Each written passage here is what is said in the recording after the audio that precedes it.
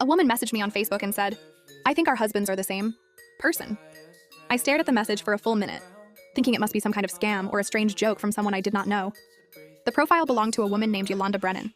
We had no mutual friends. She lived 3 states away according to her location. I had never seen her face before in my entire life. I typed back, asking what she meant by that message. She responded immediately with a photograph. It was my husband Darren standing next to her at what looked like a wedding reception.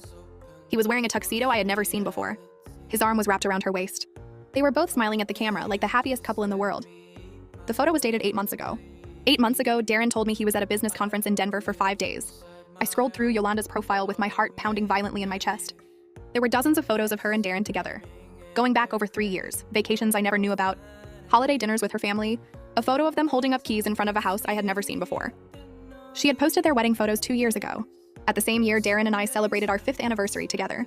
I called her immediately. She answered on the second ring and her voice sounded just as shattered as I felt. "How long have you been married to him?" I asked. 3 years. We met at a charity event. He told me he was a widower, that his first wife died in a car accident. My hands were trembling so badly, I could barely hold the phone. He told me the same story when we met, said his first wife died of cancer.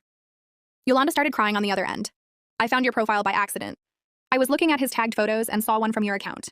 I recognized him immediately, even though he looked younger." We talked for 4 hours that night, comparing stories, comparing lies, comparing the elaborate double life my husband had been living for years without either of us suspecting anything. He had 2 phones, 2 separate email accounts, 2 different identities. He traveled constantly for work, which gave him the perfect cover to move between his 2 families seamlessly. Yolanda and I decided to confront him together. We planned everything carefully over the following week. She flew to my city and we met at a coffee shop first. Seeing her in person made everything feel horrifyingly real. She was kind and funny and clearly loved the same man I did. Neither of us deserved what he had done to us. We invited Darren to dinner at a restaurant downtown. I told him I had a surprise for him. When he walked in and saw both of us sitting at the same table, his face went completely white.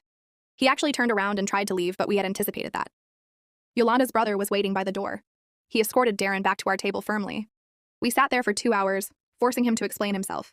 He tried every excuse imaginable. He claimed he was going to tell us both eventually. He claimed he loved us equally and could not choose. He claimed we were both better off not knowing the truth. None of it made any sense.